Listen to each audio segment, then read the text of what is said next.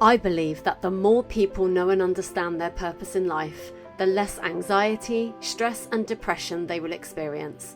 And so I help anxious women and men rebuild lost confidence and transform from frustrated and stuck to clear and confident in their life purpose. Through the powerful conversations on this podcast, you will be reminded of the power you truly possess to bring even your greatest dreams to life. This is about more than just building confidence. This is about remembering who you are and why you're here. This is the Confidence Academy podcast. Hey everybody, welcome back to the show. You are listening to the Confidence Academy podcast with Lily Babcock, and today I am joined by the wonderful Cornelia Helga Schultz, all the way from Germany. And Cornelia is a medium and a coach, and we're going to be talking all about her work, helping people to wake up to their true purpose, which I'm so excited about. Cornelia, welcome to the podcast. Welcome, Lily. Thank you for having me. I'm so happy and I'm so excited. I'm so excited. We've already been having a conversation about how much we love Jason Momoa, so I know we're going to get on really well. Yes, we will. We have a joint love of Aquaman. So yeah, anyone listening is going to feel like that's become a theme because it's been coming up quite a lot recently. So anyway, anyone listening, if you feel us on that, if you love Jason Momoa, I need you to let me know. So get in touch and let us know. But Cornelia, welcome to the show. It's so lovely to have you here. To get started, could you let everybody know what it means to be a medium and a coach? What does your work entail? Yes, sometimes I don't know this myself so well because this is such a vast thing to explain, but Yeah. I break it down in 3 points. So I am a medium, and that means I can get information from the universe, and I can also connect to angels or the world. For example, I did a energy forecast channeling last year in several episodes. For example, I can get any information out of your body, your organs, your spine, for example. And I'm also a medium to contact the beloved in the hereafter, which is not every medium's calling, but I have a really special calling. As my teacher said to me, this is written down in my Akashic record. And so, yeah, I can get any information, but the question always is, do I have the right question? Right, yeah. Do you know what I love about this straight away? Because everybody listening, you guys don't have a visual, you're only getting audio. What I love about this is, as Cornelia is saying this, on her face, she's just like, I can do all this cool stuff and I don't even know how half of it works. And I just think that is such how it is. That's how I feel as well. And whenever anybody gets on a call with me and I say, right, well, I can intuitively guide you to your soul purpose. I have no idea why I can do that. I have no idea how I can do that, but I know I can do that. And I love that from your face, I can tell that that's how you feel. You're just sat here going, wow, like this is just coming through me, like enjoy the ride. It's just amazing. Have you always known you could do that, or has it been something that you've developed over time? No, I didn't know that for most of my life.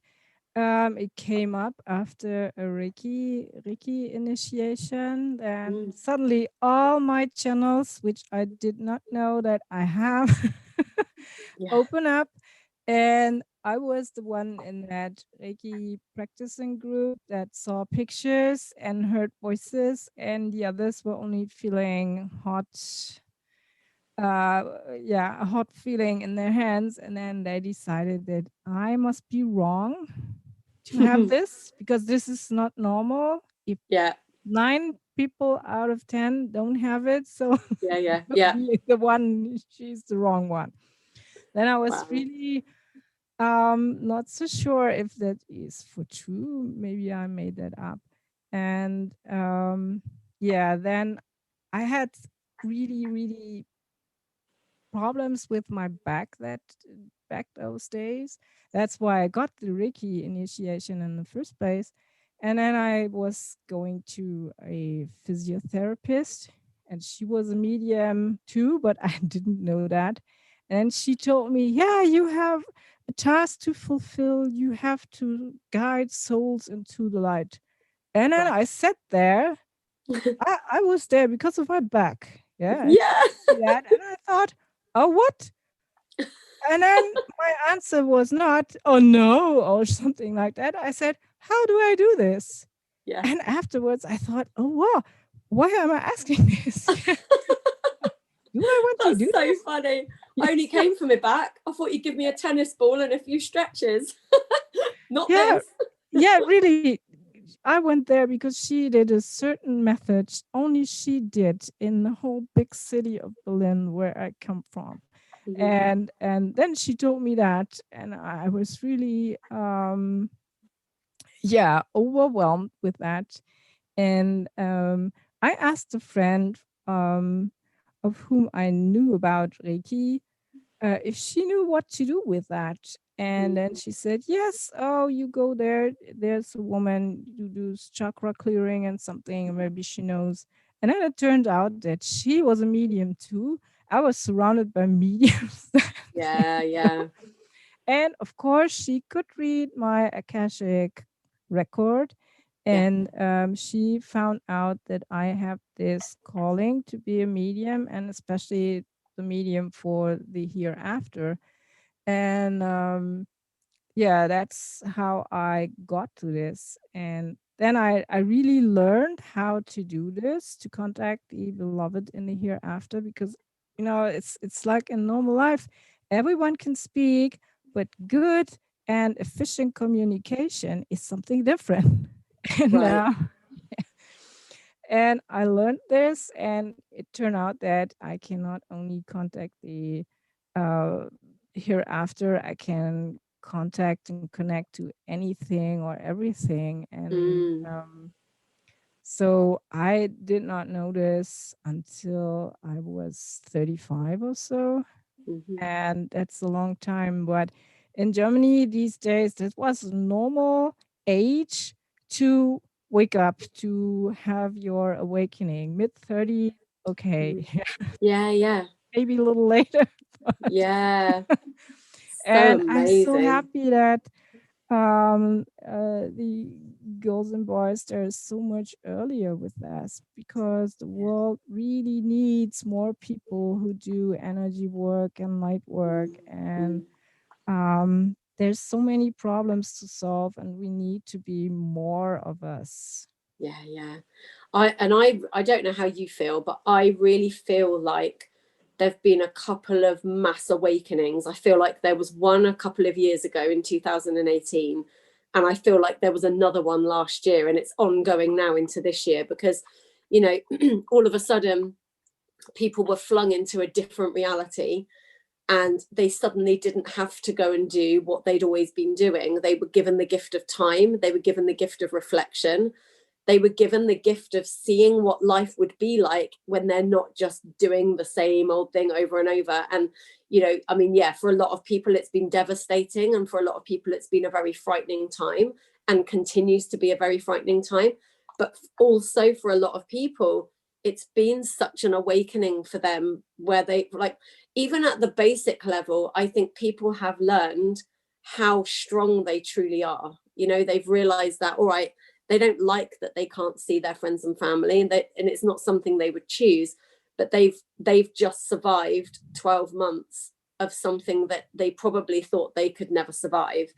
And even that is a huge awakening. And then beyond that, you've got people going, wait a minute, I've just been an accountant for 25 years, and all of a sudden I don't want to do that anymore. Like, I've just realized I don't have to do that anymore. And people are actually, I think for a lot of people, the pandemic naturally guided them back to their source of joy, which I believe is a direct route to purpose. I think it's all connected. And so I think that's why so many people, first of all, they were like, well, I'm just going to be sat at home, so I'm going to listen to that music that I love. I'm going to play that sport that I love. I'm just going to, watch the movies that I love. People are reconnecting to what they enjoy. And I think that's what we'd lost the art of that because we were so busy running through life, trying to do the job, make the money, have the family, and tick all the boxes, that people had forgotten how to just feel joyful. And that's why I see it as an enormous gift. And I'm hesitant to say that because I know that with it has come a lot of pain and suffering and a lot of fear. But I actually, as with any challenge, I believe that good will come from it. And there will be a time where we will look back and realize this was the time that we were made. And the other thing I wanted to say about what you've shared is I love that you have already walked this path, because it's people like you now who are, you're doing the same work that I feel called to do. It's like we've just walked that path, which was rocky as hell, and we didn't know what we were doing. But now we're reaching out a hand and saying, look, it's okay. You're actually not insane. You're not mad if you feel that you're supposed to do this, or if you can hear that, or whatever. Like, that's something to pay attention to. It's something you are called to do, and you can trust it. I think that's so powerful. Yeah, in the meantime, I really love it, and I cannot imagine living a normal life Right. anymore. Yeah, you just would never want to go back to it. And I think that's why it's called waking up, isn't it? Because I think, I mean, I've used this analogy before, but you know, when you wake up in the morning, before you're fully awake, you get all your senses back. Like if someone was cooking, you would smell it. And if somebody's making a noise outside, you hear it, even before you're fully awake. And that's what I think people have gone through these past couple of years. They've just had that inkling, and they're mostly still asleep, but something has sparked that interest now. Something in their heart has gone, nah, you're supposed to do this. So even if they've tried to suppress it or push it down or ignore it, it's like a little tapping at first, and then it becomes knocking and a banging, and in the end it's so loud that you can't ignore it. I'm so interested in this. I'm interested as well because I had an astrology reading last year, and it wasn't Akashic Records, but it was an astrology chart.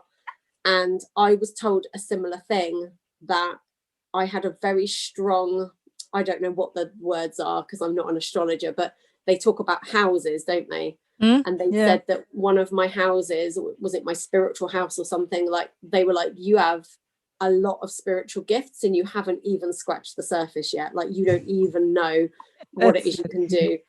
And I was like, it's so exciting to me. And I really feel that, because I feel like I've really grown into my intuition in the last couple of years. I've had a couple of cool experiences. Like I did hear voices one time, and it was nothing I could pick out, but it woke me up in the night. And when I looked at my phone, it was 1:11. And at that point, I didn't know anything about angel numbers. Cornelia's grinning from ear to ear because she knows. But it was weird because at the time, I knew nothing about angel numbers, but something told me this is significant. You need to take a screenshot of your phone. So I screenshot the phone, went back to sleep, whatever. And here's the funny thing. I've just got goosebumps all over. I'd gone to bed with worry in my heart. I was worried that I didn't have enough money. I was worried that there wasn't enough time. I was just worried that there was not enough of anything really. And so I had that weird experience. I thought I heard voices. When I woke up, there was nothing there. Saw the time on my phone, screenshot it, woke up the next day, and I woke up hearing the words, there's always enough, there's always more than enough, over and over and over again. And it felt so significant that I wrote it down and I stuck it to my ceiling, and it's still there now, because I was like, anytime I worry now that I don't have enough time, or I don't have enough money, or I don't have enough resources, I'm going to remind myself that there's always more than enough, because it felt like a message was coming from somewhere else. And the really cool part to that story was I then looked up what 111 means and started to learn about angel numbers. And that day, me and my husband were going to a spa, which is unheard of. We don't do that much anyway. We'd got there, our appointment was at 11 o'clock. They gave me locker number 11. Like they were just all day. It was like, you're going to get this message. I was like, wow. And the weird thing was, it wasn't the same day, but I think it was either the next day or the day after. And I went to, it's a place called The Range. It's like a big, I don't know, like a hardware store, but it's huge. And I was going up this escalator, with the trolley, and I had my little boy in the trolley. And as we got to the top, he started to climb out, and I panicked. So I was trying to push him back in the trolley. Oh my God. Yeah, I know, because we were at the top as well. I was like, oh my God. But as I pushed with my leg, I was trying to get the trolley up and off this escalator, and it scratched my leg. And when I looked down, it had scratched 3 lines, like 111 into my leg. I was like, this is so weird. Physical science. Just one of many, many cool things that have happened since then. But I think you're right. I think more people are needed, but I also think more people are realizing that they do have something, and it might be that they've had these experiences and they've always been afraid of them and they've tried to suppress them. I'm interested to know, as a medium, so as someone that can read that energy, and it's so cool that you're tapped into all the energy of everything, is that something that is like noisy and exhausting for you, or have you learned to kind of dial in and dial back out again? Like, as I'm talking, are you sat there going, oh my God, I can see da da da da da, and I can hear blah blah blah blah blah, or do you just shut that down until you're ready to receive it? I can really dial in and dial out. I learned that because it's so exhausting to be open all the time. I live in Berlin, and this is not so big for a capital. It's 3,400,000 people. But when I go by bus and then I have all the information of all the people around me, and no, I don't want this. This is too much information. Yeah. And so I found a method for me. But I know a lot of mediums who are so proud of having input and download all the time. And then next time it says, oh, it's so overwhelming, I feel burnout. But this is something inside of them. I always think they need to feel needed or something. And I officially know I am a medium. I can do this. And for me, that's enough. And I'm not always happy with what I get. This could sometimes be more or better or whatnot. And I'm really at a high level to criticize myself. But to do this all the time and to wait for signs in my apartment. I've been in a training group with 30 other people only in Berlin. And then yes, I walk down the hallway, and then I see the candlelight flickering, and I thought, okay. This is the part other people sometimes don't understand when they hear me, because they think, oh yeah, that's such a nice gift. Why don't you use it all the time? But other people, they work 8 hours a day, and I want to have this too. So you need time for recreation and everything. And in the beginning, of course, the first 2 years, sometimes it's 4 years, everything is so exciting and you want to try out and find out more. And then it's your hobby, and maybe then it turns into your work. And when you mix up your hobbies with your work, then so much time is gone. And it's nice time and you love it, but you need time for recreation anyway. Of course. I resonate with that. Obviously, I'm a singer, and that's how it was for me. Singing was my hobby to begin with, and then it became, I always say it was my hobby, then it became my jobby. but I think that's how burnout can happen, isn't it? Because it's, lots of people get burnt out doing jobs they don't enjoy, and that's why it burns them out. But actually, I think it's very common for people to burn out when they find a job they love, because they love it. So you don't know when to stop, because you genuinely do want to do it all the time, and you genuinely would do it for free. Like, you would just genuinely do it because it fills your soul. But of course, we know that you need the downtime. You need to be able to reset your energy, and you do need that space to recover, even when it's something that you love to do. my mind is blown a little bit right now that this is the conversation, because I do a couple of podcast interviews on a Wednesday, which is what today is. And I interviewed somebody this morning. And when you look at your two profiles, you're very, very different. But actually, the conversation has come to the same point. And probably the way that these episodes are going to roll out, hers will have been the one that came out the week before yours. So it's very cool that there's a thread. And she was sharing about people who are empaths. So she works with highly sensitive people and helps them with exactly that. So my question is, I'm wondering whether potentially, because you said, well, we need more light workers in the world, and I'm just thinking, if there's anybody listening who's interested in this, then this might resonate with them. I wonder if, as somebody with those kind of gifts, who is then going to go on to do work similar to yours, is it possible that in the beginning, it's not that you hear voices necessarily or see images, but that you absorb that energy of everything? Because it seems to me like it's a very similar thing. Like you said, when you're on a bus, you want to be able to switch that off. And the conversation I was having earlier was about people that are very empathetic and open to the energies of everybody around them. Is that an early sign that you might have one of those gifts, or are the two things completely separate?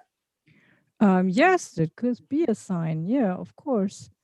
So you have abilities to, and then as an empath, you get the feelings, the emotions, and you embody them. So you get information that's officially not yours. Right. So, and that is a spiritual process. This is mediumship itself. So it's not only getting the thoughts of someone or so. That's the same thing, but it starts like that you are more aware of what surrounds you in different ways. And I can hear that, and this is something I did not choose. This is not consciously, but one day before I was born, I chose this. And I can also see images or so if they are given to me, but I know other people who mostly see images, and this is sometimes very nice and sometimes very confusing. Remember a painting, an art painting, and then you have 3 people and 4 explanations. Right. Picture. So, and even with the words I hear, it can be difficult to give them in the right way. It's like you pronounce something and then there's a different meaning in it.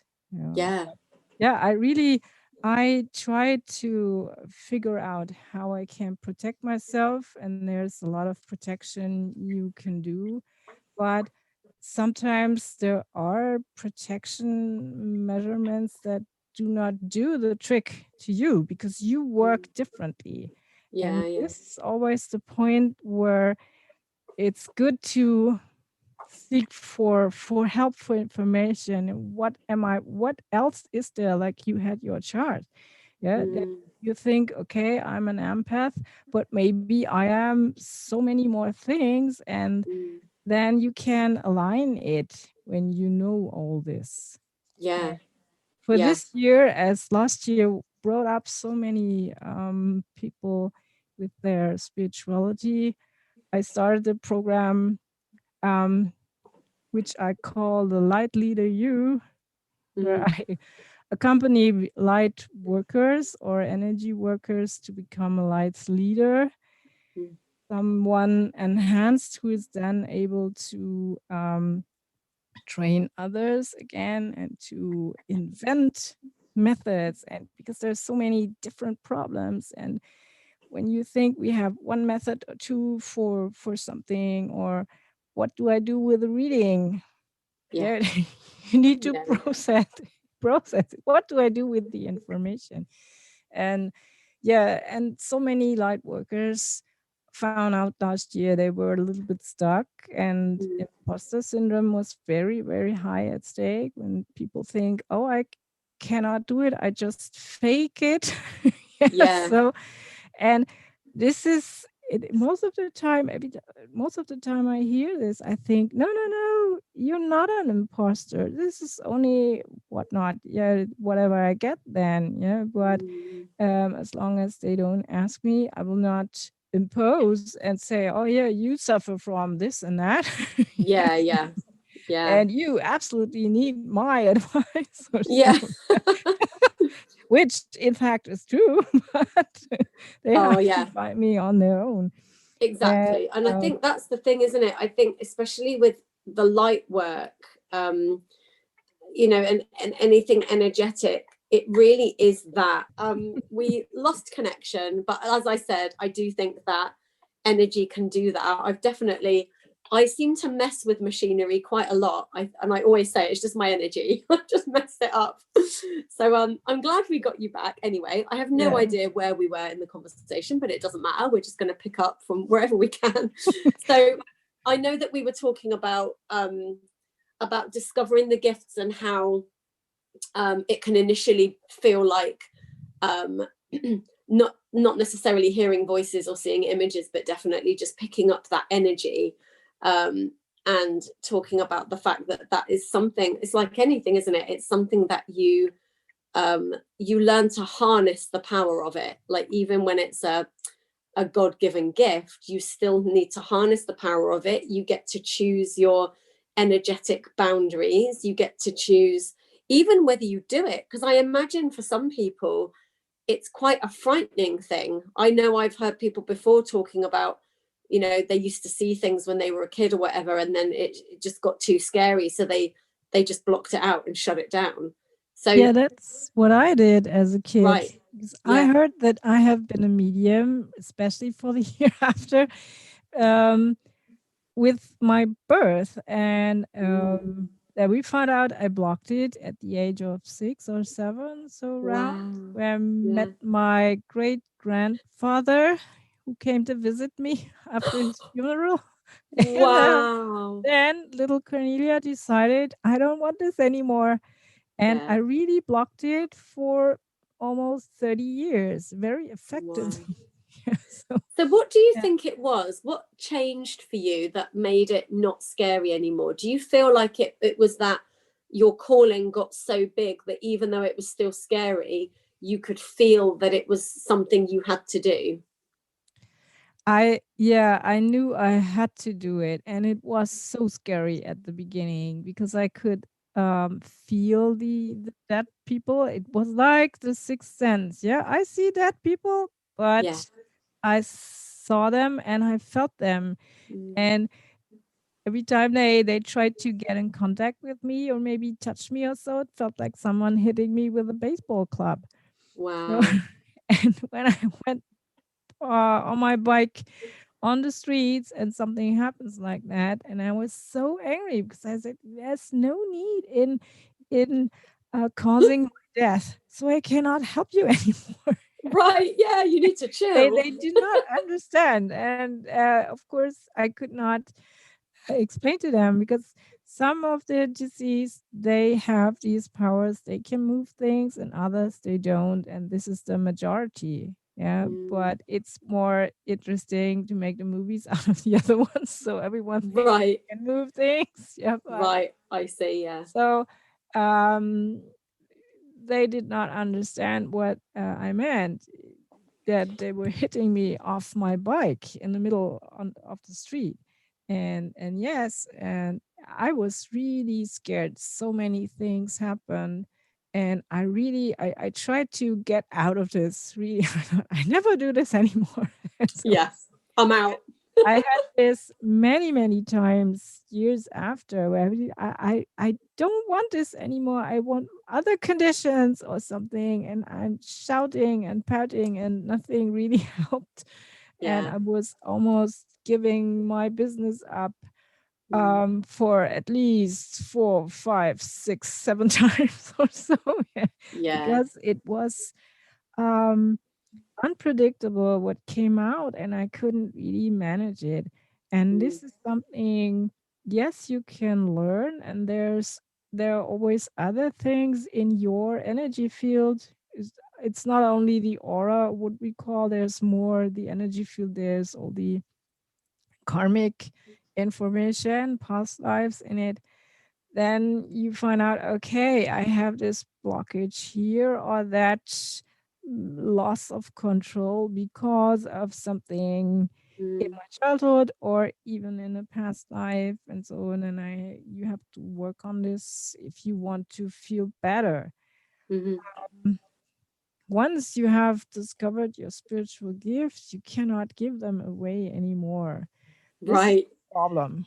Yeah, Yeah. you cannot say, okay, I want to return a Mercedes or something. That's it. Yeah. No, I'll just That do would be something great. else. I'll just go and work in Tesco or something. Yes, something like that. I've changed And, my mind. That's kind of what I meant though when I said like we call it waking up, because that's the same thing, isn't it?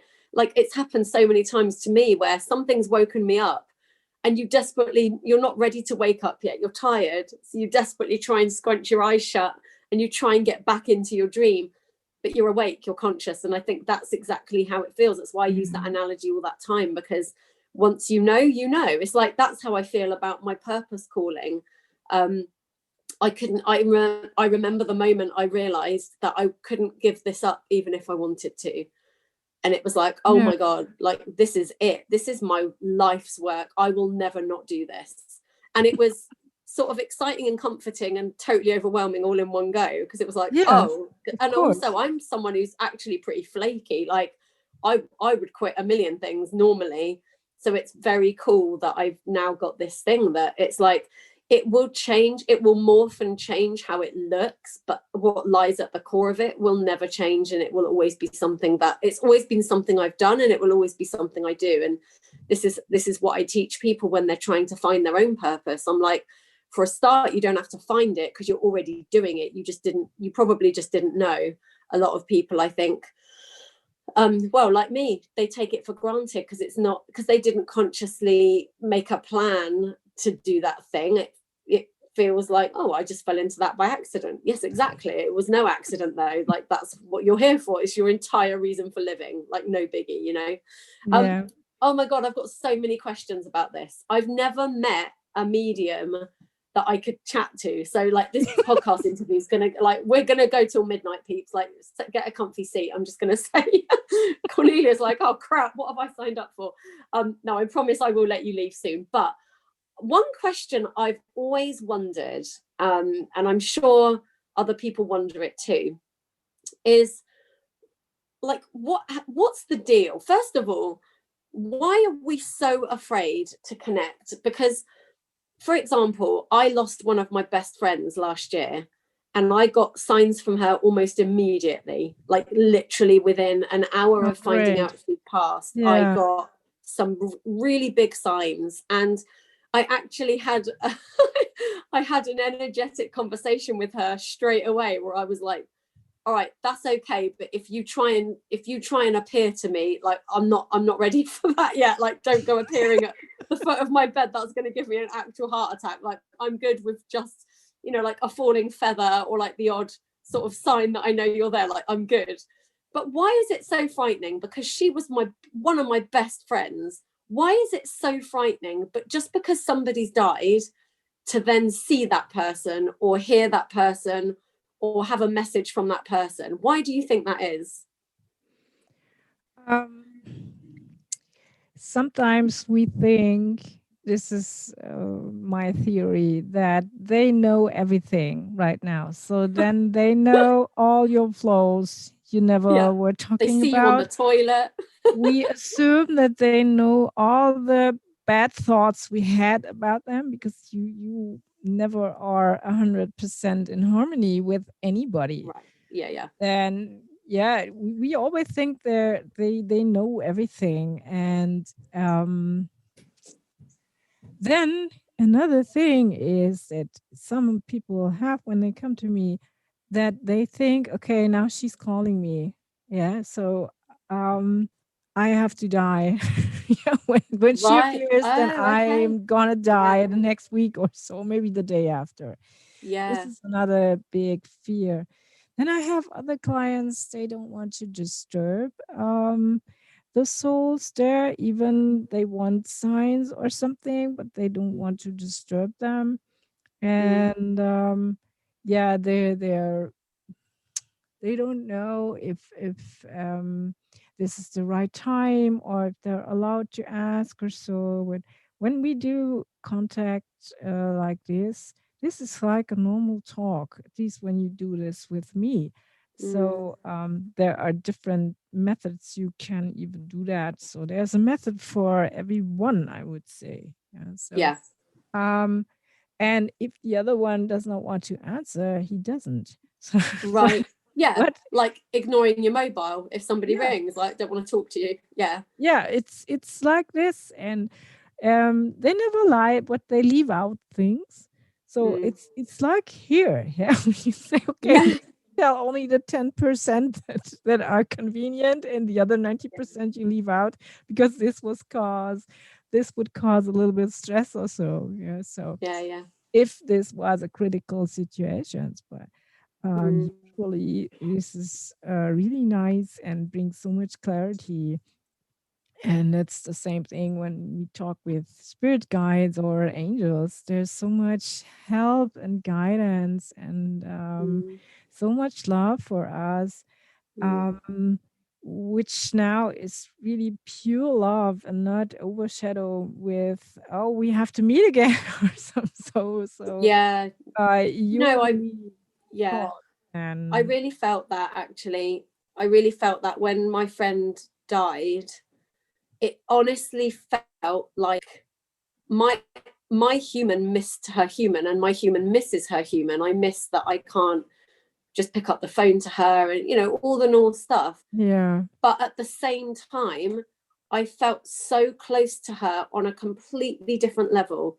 And it that's just it. felt like, Yeah. oh, it's like when you first meet somebody and then it's like the first time, I don't know, the first time you fart in front of them or the first time that they see you sat on the toilet or whatever, like then you're like, oh, now our friendship's gone to another level. Do you know what I mean? Like there's levels of friendships.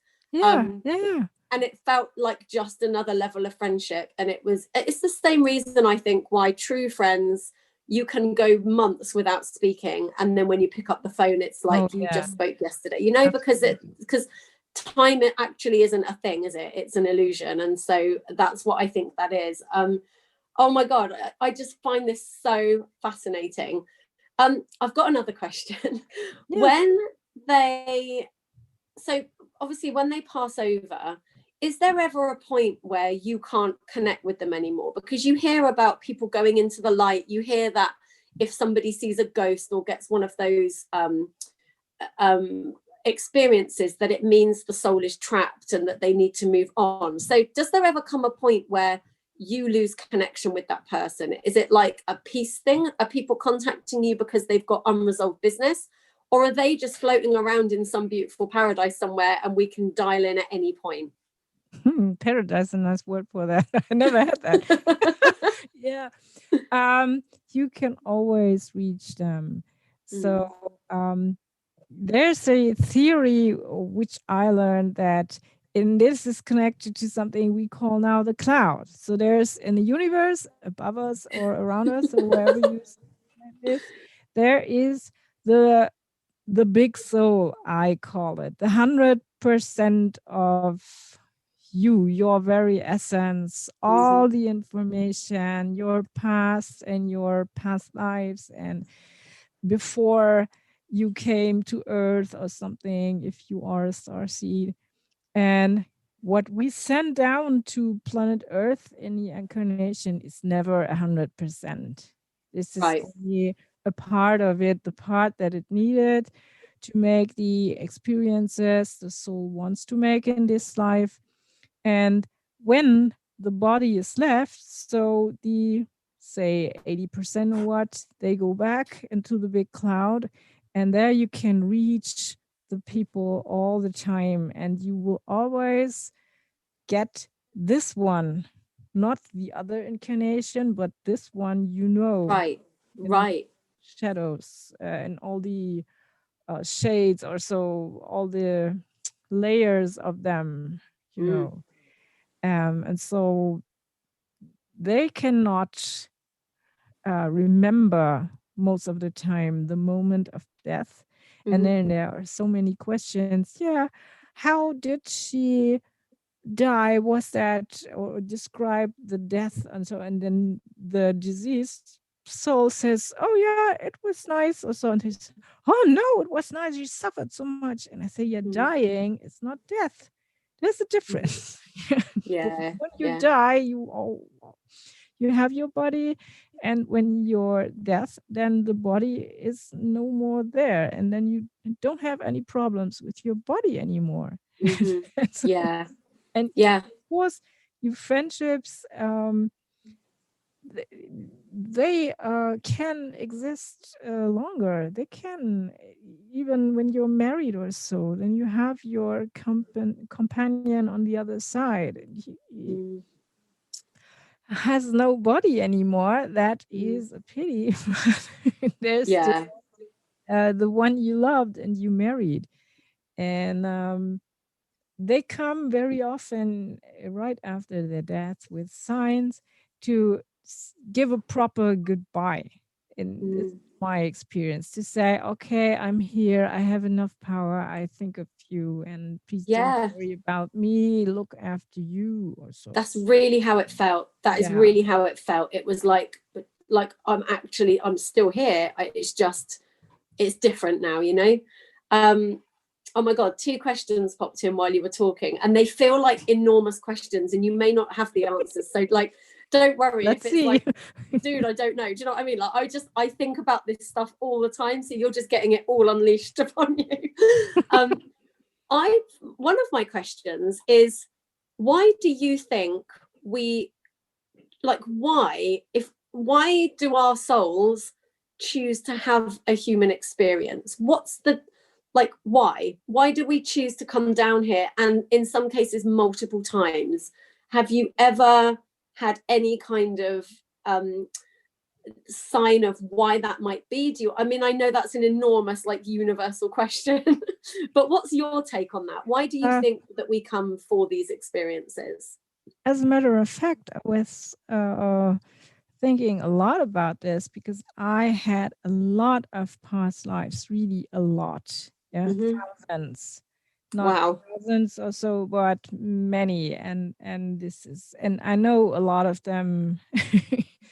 I experience a lot of them right now. So, and then I think, yeah, why do I come back again? And always there are problems or so. There's no life I had with only sunshine and palms and vanilla ice cream or so. There were always so many problems to solve, so many work to do. And I had so many spiritual lives where, you can imagine, in former times, I almost all the time was killed in one way or another. And then I thought, why the heck do I come back again? And I think, once I decided I want to come to planet Earth to help here out. And this is it. And then you think, sometimes you make a list. Okay, I want to make 100 experiences. I give it 100 tries or so. Yeah. And then you come back, and it is like this. We always are of help on planet Earth. We help other souls to fulfill their experiences.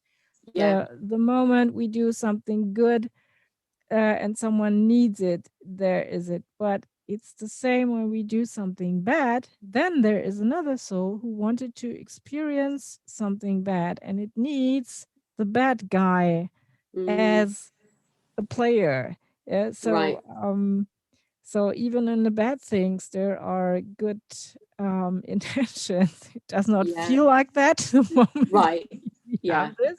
but it always takes 2 to tango. We don't do something and the other did not somehow want to make that experience. And lot myself, and I cannot blame someone else in the end. Of course, I do. I'm a human. I'm angry, and Yeah, so. of course. Yeah. But in the end, I know, okay, this all had a sense, Mm. and I guess that's why we come so often. And I also think that we are so many light workers right now, because now the main things to keep us alive, clear water for everyone or almost everyone, yeah, and enough to eat, and not only to survive in a jungle or somewhere. Mm. um okay, the pandemic diseases, we have Yeah. one right now, but in former times this was much worse, Mm. and people died so fast. Mm. Now there's everything, almost everything is settled, and then we can come here and clear our past and clear the past of the world. And Mm. therefore energy work, or even if you don't really love the work, energy work or light workers, so even to um clear your own past and forgiving someone or so, this does the world, makes the world a better place. This Mm. lifts the vibration of a person and in the end of the planet. And this is what is needed. Yeah. I love that. And so much of what you just said feels like truth. That it feels like, I think that's what I think too. I was just really interested to know like what you thought of that. I'm also interested to know, when it comes to dying, is that something, is it something that is like predetermined? Like, is that, do we come with a shelf life, or is it more a case of you've got a bunch of things you have to complete, so when you've done it then you go, which is why some people go sooner than others and others like stay here forever? Like, what's your take on that? I would say that before we find our body for the incarnation, we make a plan, and then we fix the date for our death. And Mm-hmm. then, of course, we have that big list, the experiences we want to do. And I can only tell to all the souls around us now without a body, please change the nice things. Leave out the rest. Leave out this illness and poverty and whatnot. Yeah, please Yeah, yeah. let it That's out. so funny. So yeah, there's Choose a better someone experience. there to teach us. Yeah, we always think, oh, this could be boring on earth, or maybe I want to have pain for, oh, I'm really serious, so I want to make a good experience. No, 3 hours of pain is not enough, or 3 weeks or so. I take 30 years. Yeah, yeah. This sounds a proper experience. So this is okay, yeah, but this is not good. So funny. They So I've cannot got a feel question then. I have a time. question Yeah, they of, cannot feel time. And so when then we come down here, then we forget all our universal yeah, knowledge and yeah, wisdom. It's all gone after we pass the birth channel.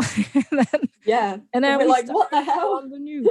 We do some experiences, and then no matter if we made them all or not, the day of our death comes.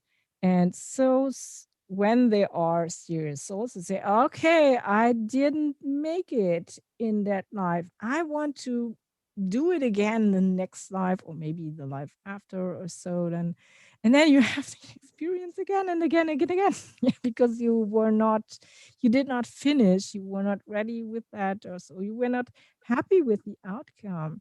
Yeah. I do a lot of past life regressions with my spiritual clients there, to find out where their gifts come from or where blockages come from. And Mm. we find out so many times that they re-experienced one of these blockage again and again, because they were not happy with the outcome, or not content, or did not understand. And so they say, yeah, I want to have it again. And Yeah, yeah.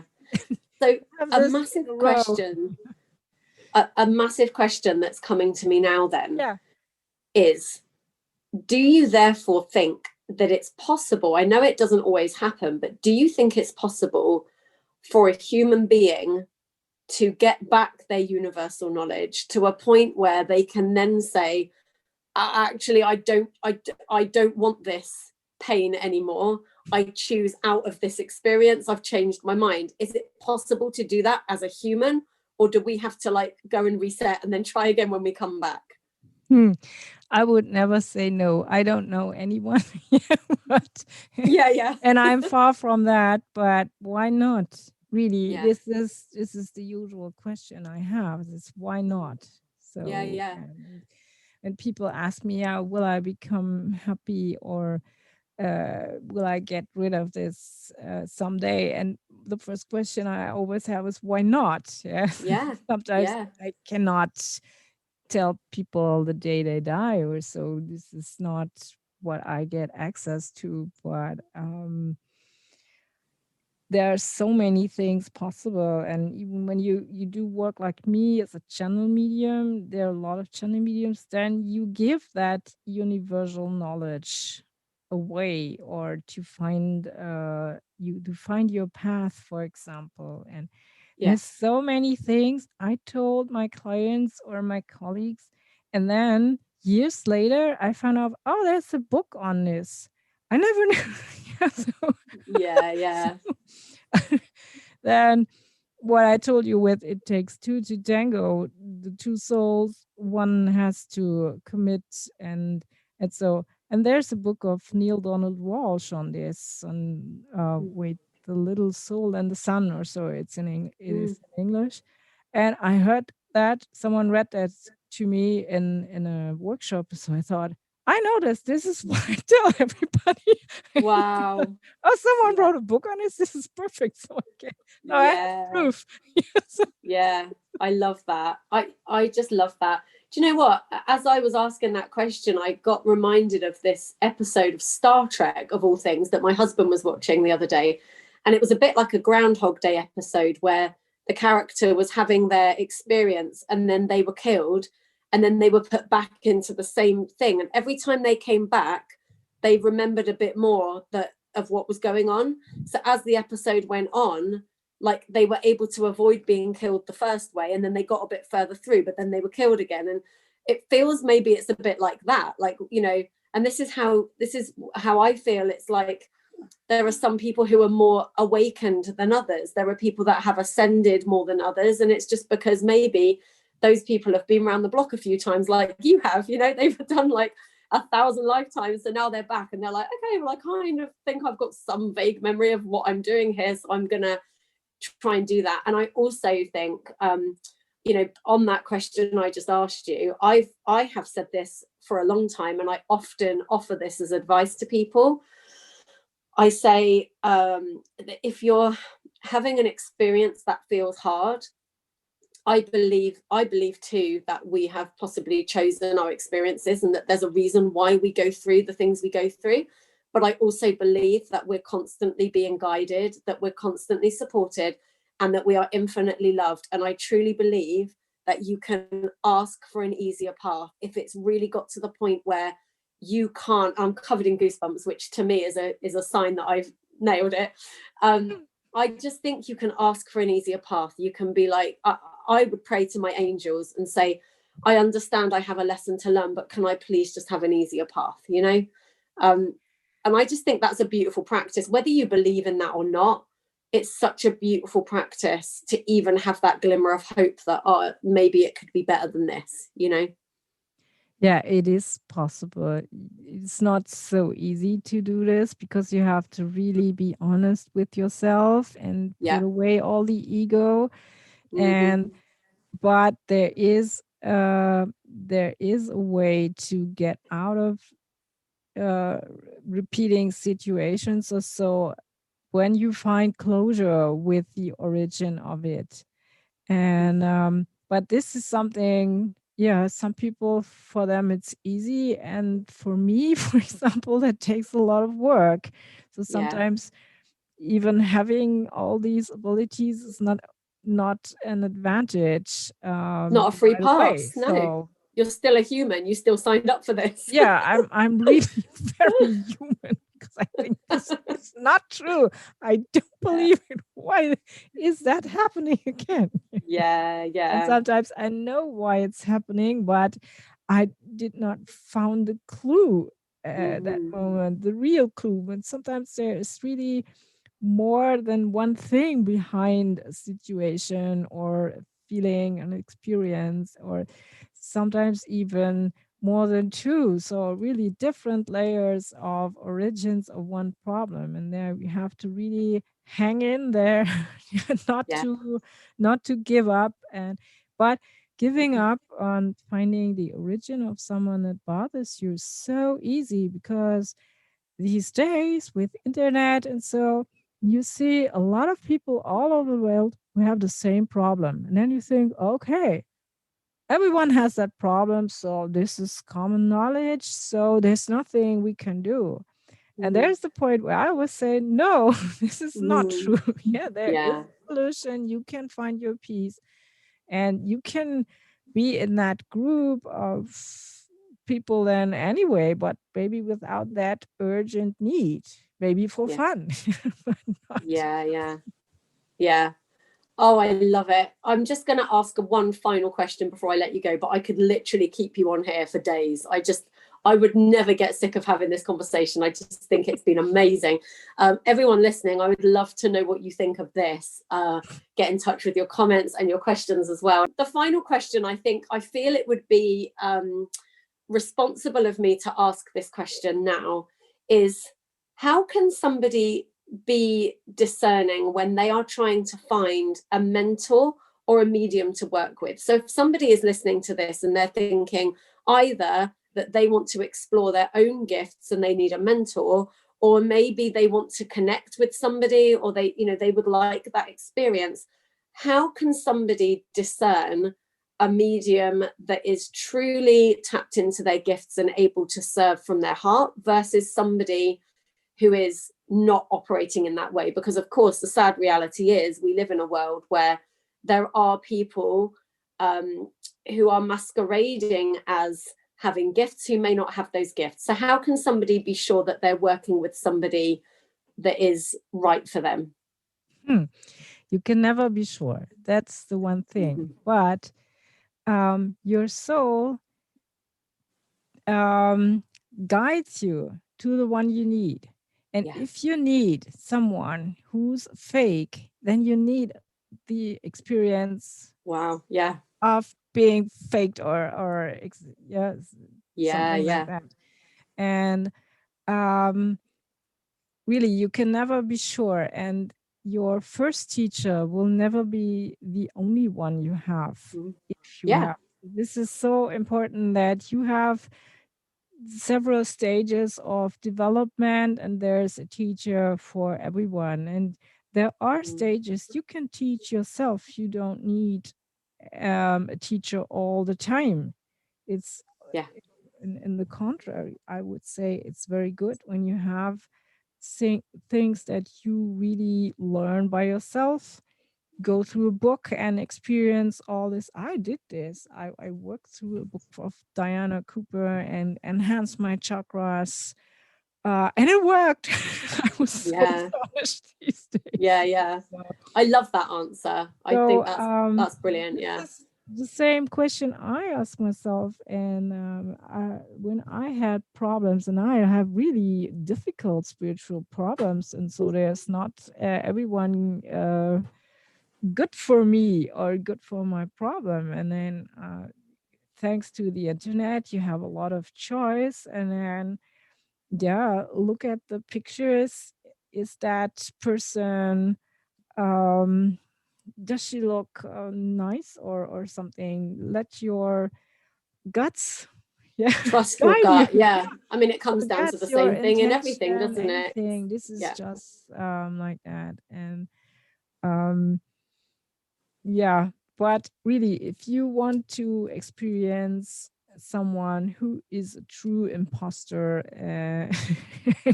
someone, then you will get one. And I know there's a lot of choice. Do you know what? I suppose it's like any other relationship, isn't it? There are never any guarantees. You can only go with your gut, and you will always get the experience that you need, and you'll grow through it, and you'll get exactly what you needed. It just might not come in a pretty package. I love that answer. It's a very honest answer. I love that. Thank you so much. This has been like the best conversation. I've just had the most fun. Just tell everyone about the free thing that you're offering. There's a little freebie for anyone who's interested in this.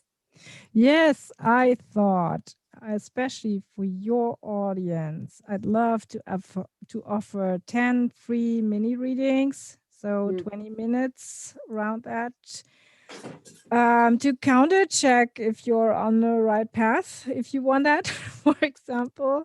Yeah. And you could claim a spot during the broadcast.